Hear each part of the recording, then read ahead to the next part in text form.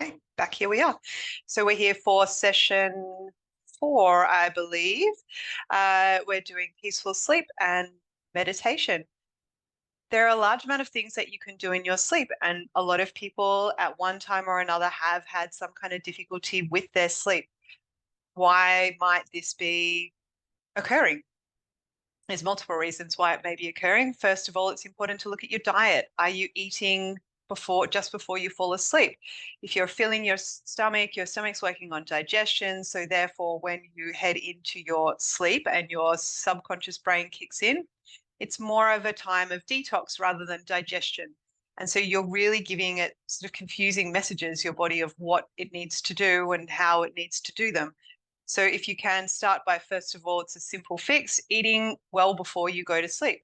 If you look at the Chinese medicine, circadian rhythms of the body, or circadian rhythms, not necessarily to do with Chinese medicine, but that's how I view things as a Chinese medicine practitioner.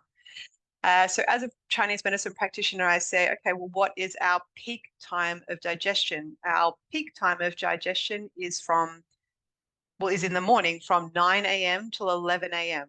So then if you're looking at that's your peak time, there's always a balance. So then what is the time where you're going to have the most trouble digesting food? So that's going to be the exact opposite at the PM. So 9 p.m. to 11 p.m. So if you are eating in that time, that is when your digestion is struggling the most. So having your main meal or your biggest meal at 9 p.m. at night is really going to be putting a lot of taxing energy into your body, because it's really trying really hard to digest. So if you have any digestive problems, or if you do have some sleep problems and you're eating very late at night, or you're eating just before you go to sleep, potentially look at that as a solution to change.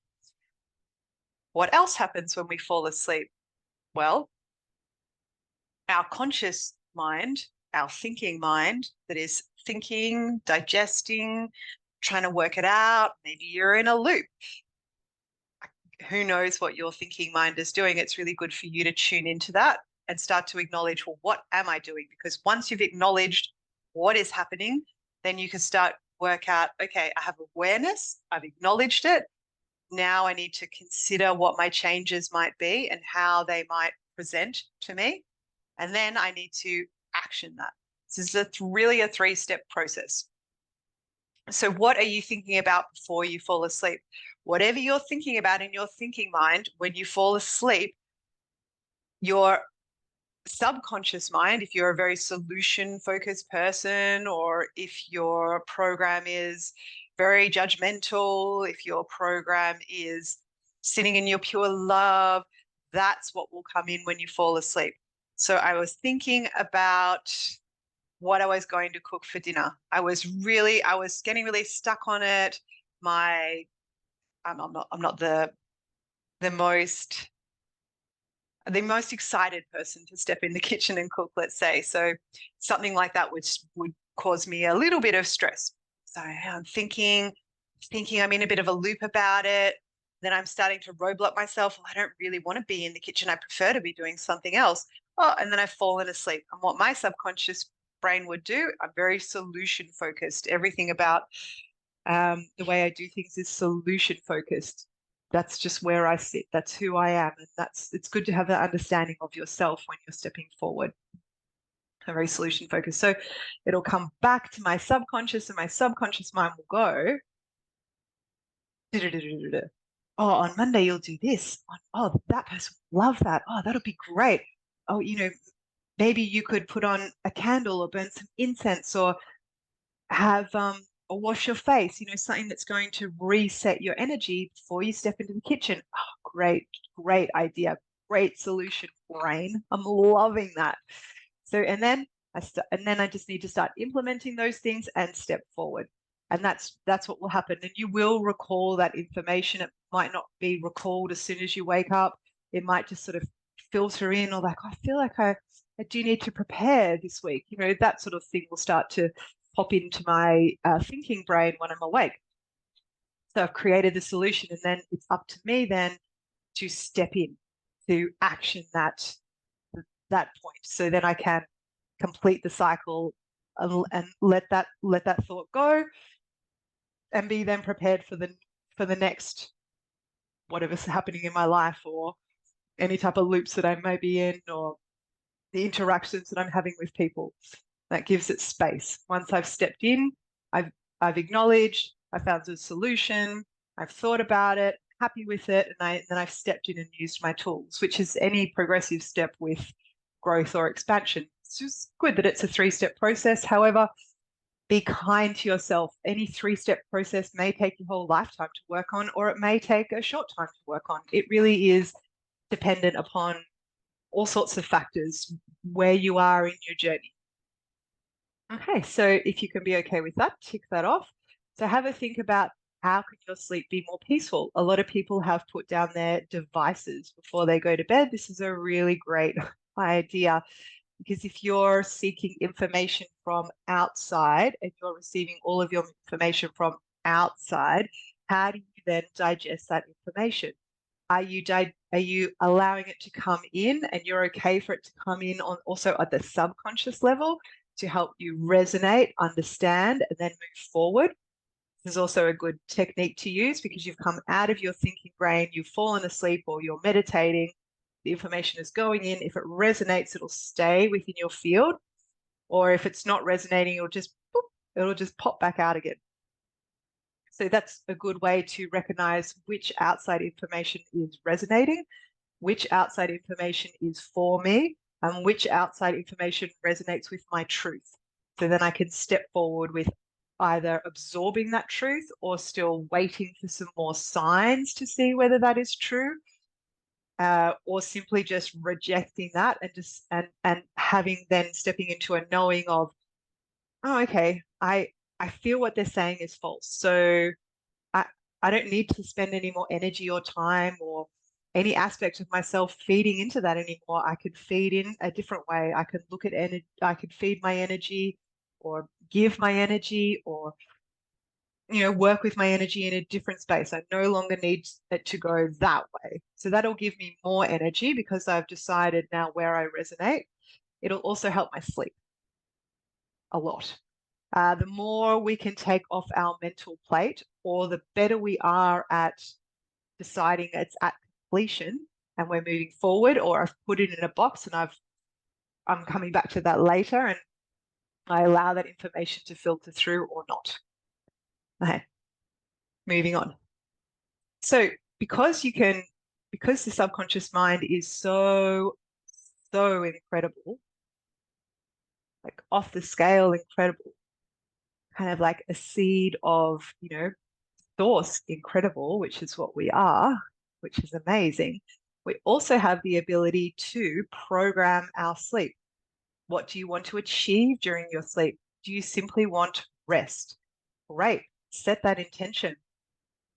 So as you're falling asleep, how do you do that? What do you do? Great. So you're thinking, you've gone to your bedroom, you've laid down, thinking, thinking, you're thinking, oh, everything's just going to be on auto if you keep going along this way. And that's what happens. If you're still thinking, if you're really in a loop system, you'll wake up at that liver time at 3 a.m., 1 a.m., 2 a.m. If it's moments of the heart, you'll wake up between 11 and 1. Have a look at your circadian rhythms. It's really quite fascinating to see what might be going on for you, particularly if you're waking up in the night or you have insomnia. So what you can do, I'm thinking on my loop, but I've decided I'm going to program my sleep. Great. Here we are. We're in this great moment. So I'm going to allow myself to continue with the thought, because I'm not going to change a lot of things to start with when you're changing your sleep patterns or your intentions of how you want to sleep. A little change goes a long way. Okay, so I've decided I'm stopping myself in my loop or my thoughts in that moment. I'm lying in bed. I'm starting to get really peaceful. I'm starting to get relaxed. It's feeling great. So I'm just going to put my thought aside for a minute. And what I'm going to do is decide what I want to do after this thought, because I'm talking to myself. I'm talking to my subconscious self. I'm talking to the soul aspect of myself that is going to kick in as soon as I fall asleep. So you can either let your subconscious self do whatever it wants, or you can program it. You can give it parameters. You can give it boundaries, just like anything in your life. right, so after I finish off finding the solutions for whatever it is I'm thinking about, then I will, what are you going to do? Then usually I like to either go astral traveling or decide on or repeat the meditation that I like to do. So I'm going to then, it's just like you're writing, it's just like you're writing it down, it's in your diary. So I'm writing the things down that my schedule that I'm doing while I'm asleep. And then I'm doing this, and then I'm doing that. So I'm doing before I do my meditation, I'm going to cleanse my orb. So, or my auric field, so that when I leave to astral travel and I'm going to visit Venus, which will be so beautiful, that's what will happen. My aura will be cleansed when I get to Venus, when I astral travel there with my astral body, because your astral body can go anywhere anywhere you want to go. It can go back up to the soul plane. It can go to different dimensions of yourself. It could go to different planets in the universe. Where would you like to go? If you think about it, there are no limits. Can you view it from that point? Or is your belief system popping you in, oh, I need to go and visit my auntie in Queensland instead, and maybe connect with her on a soul level and see what she's been up to, and have a bit of a check-in. What are you going to do? What are your parameters of where you would like to go? Potentially, maybe your child's out at a party, and when you fall asleep, you want to just go and check on them in your astral form. You can go and do this as well, as long as you're not stepping into their free will. You can go and view or watch or however you so choose, as long as when in your astral form, you can be there. You might have your child come home and say, I felt that you were there and it was so weird. Like I was looking around for you. She's like, oh, I was there in my astral form. So you can do a little bit of spying, but I very, very, very much, very much say to you that it's important to understand that other people have free will and you remain within your free will and choice as well, especially when you're talking about your energetic self. Your energetic self is more under the laws of the natural law than your 3D self here, because there's other governing and control circumstances that are in effect when you are in your body. It's a lot of information. I hope you received all of that information. Okay, so we're coming back. So the other thing that has been happening to people is people saying that they are receiving their memories returning, and this is happening, that has been happening for about 8 months now, I believe. Yep. So about 8 months, it's been happening that you are either receiving past life memories, you are stepping into your intuition, because if you're there out of your thinking brain, it's far easier to step into your intuitive self. And the easiest way for those messages or that intuition to start occurring is through premonition, through dreams. I mean, you're accessing just yourself in another space. We're not only three-dimensional, we are multi-dimensional, and we have accessibility to all of these systems, all of these dimensions, the whole universe, really, theoretically. It's your belief system that'll trip you up. That, oh, no, I don't believe that to my core. Well, if you don't believe it, you won't see it. You need to believe it in order to step in order to see it. You need to sit in that belief and hope, acceptance, and that knowledge that you have the ability to do so. If you believe you are not able to do something, there's no way you'll be able to achieve that, particularly now that we're in this crystalline timeline where everything is accentuated more or polarized more, depending on whether you're sitting in your positive aspect or your negative aspect. It is more obvious. Things are more obvious. People, when they lie, it's obvious now. It's clear. So it's a great way in your sleep to help build your intuition muscle and build your intuitive self. I had heard a couple of people say that Their partners maybe feel like they're going a bit crazy because they're having very, very strange dreams. Uh, this is your intuition kicking in. There's, as we said, the veil is very thin. The veil is very thin on both ways. An apocalypse, we're going through an apocalypse. It's the unveiling of the truth. We're stepping into the truth. We're stepping into truly who we are and what we can do. And what better way to show yourself belief than to give it to yourself in a dream, as a memory, and then you wake up and then you can sort of step into your thinking brain, digest that, connect with others. Do other people have that as well? Am I the only one? You're not the only one. This is happening on multiple levels. And so as I've seen this happening on a collective level, I am of the understanding and knowing that it is easier then for you to step into that framework for yourself. It really assists when you are programming your sleep, though.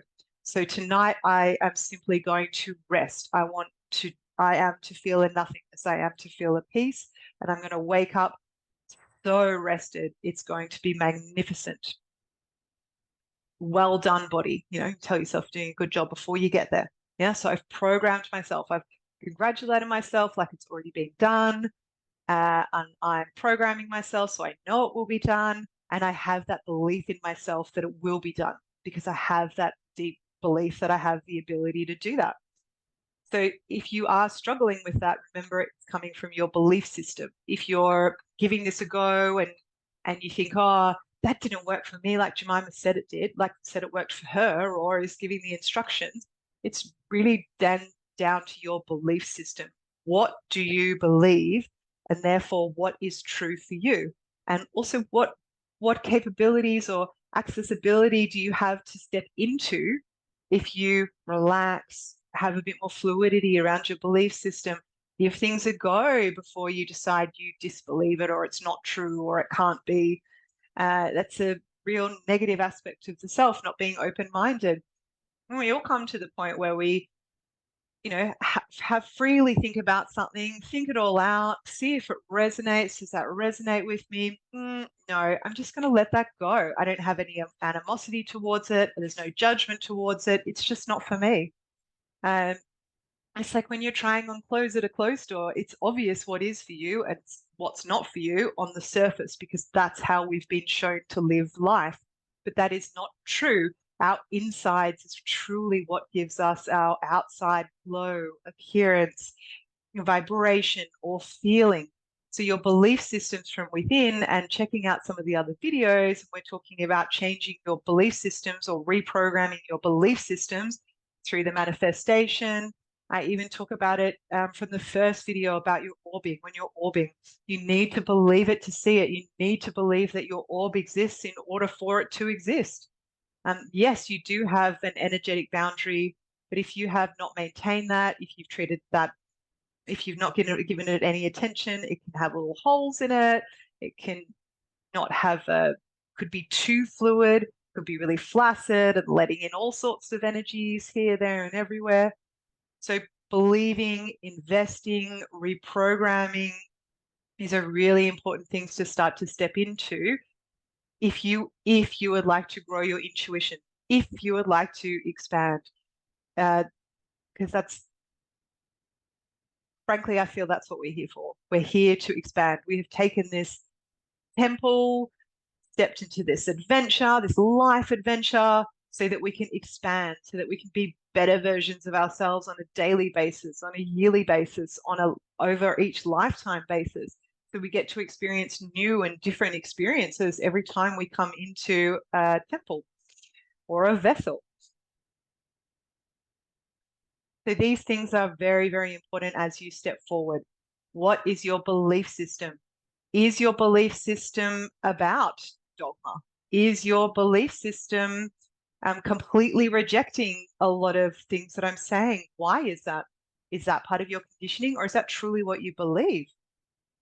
So having that conversation with yourself, which doesn't make you crazy, it's just simply a deeper understanding of who you are. And that's important because if I have no understanding of who I am, if I'm completely confused as to who I am, how do I then explain who I am to someone else? How do I step into a relationship, any type of relationship, be it a friendship, an intimate relationship, or even a relationship at work, if I don't know who I am?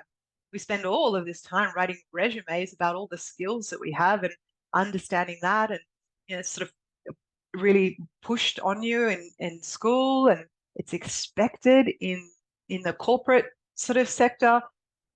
But how does that relate to who you are? Because if you might have all these skills, but how you communicate, how you how you communicate, how you express yourself, how you digest information, that's all coming from your inner programs. So I encourage you to step forward into these types of reprogramming for you. Do it for yourself. Very important. Very important. Okay, so we're coming back. So coming back to the wrap up here. So you can request anything that you like your subconscious brain to do. So if you have a diary for your daily life, have a diary for your subconscious, when your subconscious kicks in, when your thinking brain goes to sleep. What's the routine? What would you like to figure it out? What would you like to find a solution for? The most soul aspects of ourselves are very into finding solution from kindness, from love, and from acceptance. That's truly where the subconscious sits, or the soul aspect of ourself really sits. And that's what comes into play when we're asleep. It's this amazing, energetic, endless energetic being who really, it's like our superhero version of ourselves that comes into play. Are you utilizing this superhero version of yourself, or are you letting that sort of do its own thing?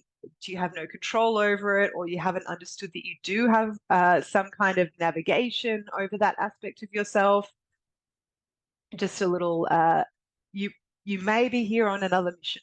So if you're having a lot of trouble reprogramming yourself, please reach out and let us know, and we may be able to help you, or pop into the store and come and see us in Austinwick. So I would like you to have a think about that. We need to come back also to the acknowledgement or the awareness, then giving yourself space and time to consider what that change would be. So I'm becoming aware of my programming or my conditioning. I would like to change it, or I'm happy with how it is. And I'm acknowledging that I've done a great job because I've changed it to how I want it. And so, well done. So I'm sitting in that moment, okay, well, if I was going to change, what would I do? Or I'm happy with where I am. How do I expand upon that and make it better? And then we're going into the physical aspect, the organization, the action aspect. I've got my tools. I'm ready to go. I've made my list about how my sleep is going to be. And therefore, I'm going to implement that into my evening routine. Can you do that? Do you already do that? How do you do that? What are the things that have worked for you? What are the things that have worked for me? Reprogramming is probably what has worked for myself the best. I've been working at reprogramming or reconditioning my being for like about 12 years now. Everything's sped up now. So if you're starting to reprogram now, you may be a lot faster at getting there than I was. And that's fantastic. That's wonderful. And I really congratulate you for your forward movement. It is something that takes a lot of work and a lot of time and effort and thought, but it is extremely rewarding, because whatever thought processes, intention you're putting into just what you do when you're asleep, imagine how that's going to roll through the rest of your life. Imagine how this, because you're so solution focused when you're asleep and you're really setting that program down, it'll automatically start to happen throughout your daily life. So I challenge you to do this for 6 weeks or 21 days, depending on if you were going to do it consistently every single night, 21 days, and then start to reflect on what changes am I experiencing in my life as it's rolling out. So being aware, you have to be aware in order to see. And you also have to come to the point where am I congratulating myself? Am I accepting myself as I move forward, or am I continuing to judge myself? If I'm continuing to judge myself, I'm going to halt or slow down my process or roadblock my process forward. If I'm simply sitting in the, wow, you did a great job. I'm so proud of you. You could do this better, but I'm really proud of how you did this. Yeah, I'm congratulating myself, giving myself that well done. It comes back to the subconscious. The subconscious goes, oh, we're doing a great job. The soul aspect, we're doing a great job. We're really in this. We're coming from love and we're coming from acceptance and support, and we've got this. So we need to make sure that we are congratulating ourselves and acknowledging that we're doing a good job when we are doing a good job. Obviously, if you had a terrible night's sleep, like, oh, well, maybe I need to make some changes, or maybe I need to stick to the plan that I've got for at least a week, a minimum of a week or 21 days, and then see how I go from there. Because it does take the 21 days to change a habit. And I'm just going with the current science. It may be different for everyone. No one's an average. Everybody's somewhere within that scale. It may take you a lot longer. It may take you a lot shorter. Let's look at the averages. Nobody is average. Everyone is unique. So where do you fit? If you don't fit in the exact average, that's okay. That's okay. Be okay with that. Let yourself go. You make sure you congratulate yourself as you move through, especially if you're leaving yourself off the hook. Yeah, I'm okay with that. Even when I don't feel like I'm okay with that, because I will be okay with that because I'm stepping forward, and I'm stepping forward and I'm doing my best. And that's the best that I could do. When you're sitting there and you simply are doing your best, people are like, well, that's not good enough. It's not good enough for you, but it has to be good enough for me because that's all I can do. And being okay and accepting yourself. Often you're in a challenge of self-acceptance when you've got people around you saying, judging you, because you're sort of trying to step out of that. So it means that you're at the end of that lesson. So that's always actually a good thing if you can stick to your boundaries and step forward. So best of luck working on your sleep. We do have also sleep tools at the shop. Crystals are really helpful to help with your meditation during sleep, or to help with aspects like remembering, dream recall. Cobalted jasper is very good for dream recall. Blue howlite is very good for dream recall. There are a lot of crystals to put under your pillow that you can use for astral traveling. I use a lot of Lemurian quartz for astral traveling, or record keepers if I would like to go to the record keepers and check out my past lives. There's just so many tools that you can use. Essential oils are also very, very good for sleep. A lady on the weekend came up to the stall and said to me, I don't understand, by putting like a drop of essential oil, how do you then make a difference? And I explained to her that it's vibrational medicine. So when you're adding a different vibration into your auric field, it assists you to step up and into that vibration, whichever vibration that may be. So that's why they're used for health a lot, because usually when you have dis-ease or poor health, or you're going through a depressive health moment, and the essential oils help to bring you into a different vibration. And sometimes you need more rather than less when you're going through acute phases of any type of healing. So if you are a extreme insomniac, use a little bit more scent during sleep. Use the crystals. What are your tools? What are you utilizing, and how does your head look? If you were to write a script of the information that was coming out of your head, have you got a 300-page script document per day, or have you been able to slow your thoughts down? Do you spend time meditating? Is your script only a couple of 100 pages long? How long is your script? When you think about it like that, my script is like tomes and tomes of information per day. You're really in that loop cycle. You really need to get on top of your head. How do you get on top of your head? Start reprogramming what your head is to do, especially when you're asleep. If you can start to get on top of it while you're asleep, it is much easier, and the programs do filter through whatever your decided your programs or conditioning is going to be. They will then filter through into your thinking brain. So, absolutely best of luck on your sleep. Please let me know if you have any questions at all. I'll see you next week. This is Jemima signing off for Tongue and Tonic.